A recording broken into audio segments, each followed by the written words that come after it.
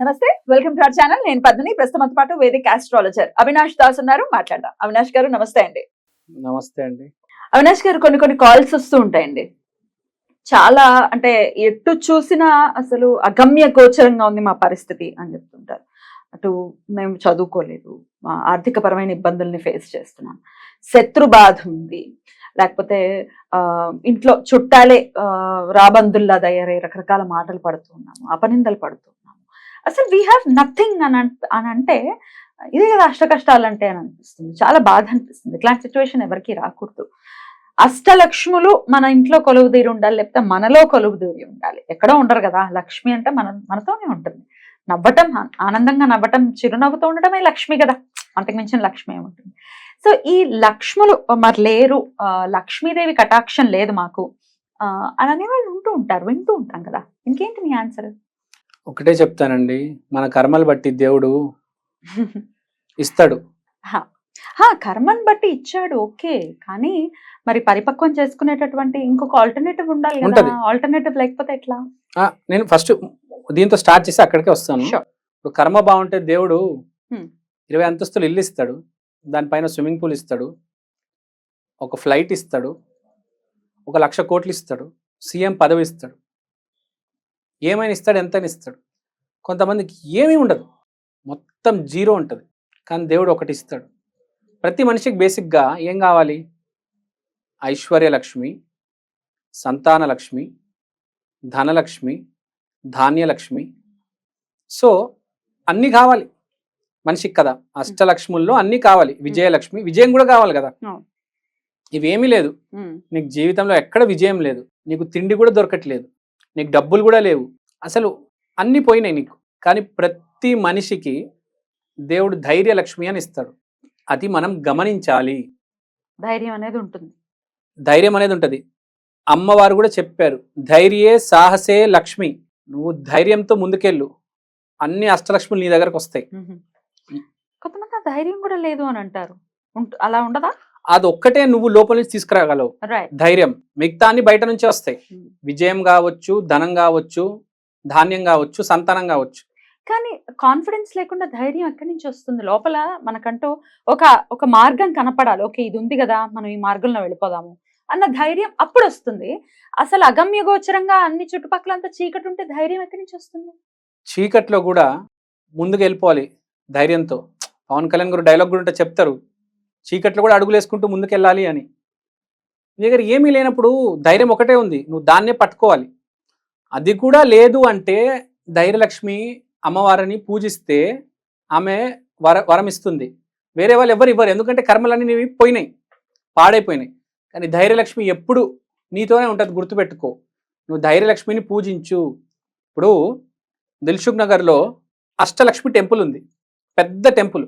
ఆ టెంపుల్కి వెళ్ళండి, అక్కడ ధైర్యలక్ష్మి అష్టలక్ష్ములకు ఒక్కొక్క లక్ష్మీదేవికి పెద్ద విగ్రహాలు వేసి, అద్దాలేసి బాగా డెకరేట్ చేసి పెట్టారు. మీరు వెళ్ళండి, అక్కడ ఆ ధైర్యలక్ష్మిని పూజించండి. అమ్మా నాకు ఒక్కసారి అవకాశం ఇవ్వు అని. మంచి టెంపుల్, అష్టలక్ష్మి టెంపుల్, మన దిల్సుఖ్ నగర్ అక్కడ మలక్పేట దగ్గర ఉంది.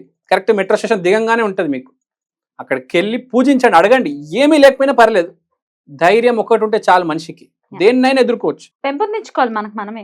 ఒకవేళ రూట్ ఏం కనపడట్లేదు అని అంటే కాన్ఫిడెంట్ ఉండాలి, ట్రై చేయాలి. మోడీ గారి దగ్గర ఏముంది జీవితంలో? ఏమీ లేదు. వాళ్ళ అమ్మ ఇంటింటికి వెళ్ళి గిన్నెలు కడిగేది. ఆయన వాళ్ళు ఎక్కడ ఉన్నారు? బెస్ట్ ఎగ్జాంపుల్ ఆయనే అండి. ప్రపంచంలో బెస్ట్ ఎగ్జాంపుల్ ఇండియాలో ఎవరు అంటున్నారంటే మోడీ గారే. ఏమీ లేదు, ధైర్యం ఒకటే ఉంది. ఎక్కడికి వెళ్ళారు ఇవాళ మనిషి? ఏ స్థాయిలో ఉన్నారు? అతను నమ్ముకున్నాడు ధైర్యలక్ష్మిని.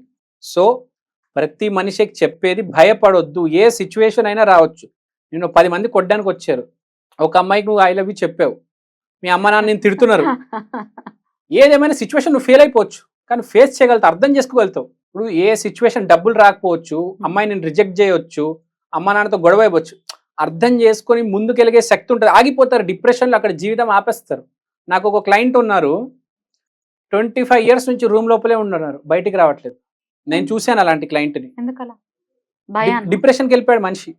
25 సంవత్సరాల నుంచి రూమ్ బయటికి రాడంట.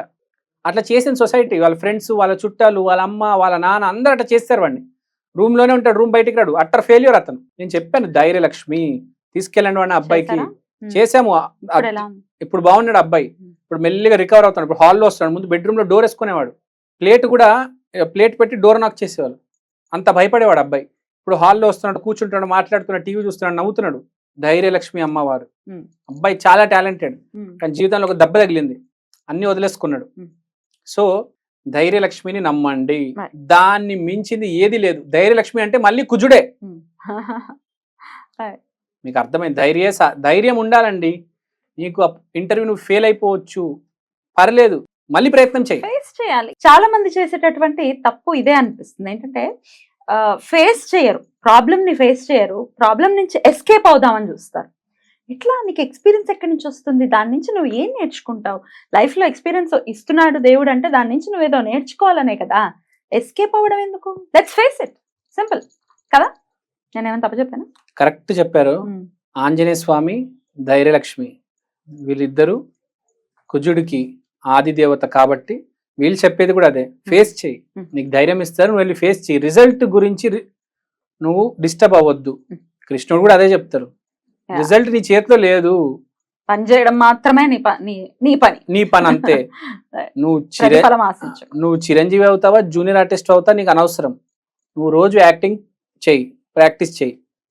అది ఎక్కడ షూటింగ్ లో ఉంటేనే యాక్టింగ్ చేస్తాను కాదు, ఇంట్లో ఉన్న యాక్టింగ్ చేయాలి, ఎక్కడున్నా యాక్టింగ్ చెయ్యి, ఆటోమేటిక్ అవకాశాలు వస్తాయి. చాలా మందికి అవకాశాలు రాకపోవడానికి కారణం ఏంటంటే భయపడ్డము, ఒక టైం వచ్చిన తర్వాత వదిలేస్తారు. కుజుడు నిజంగా బాగుంటే, లేకపోతే మనం ఆంజనేయ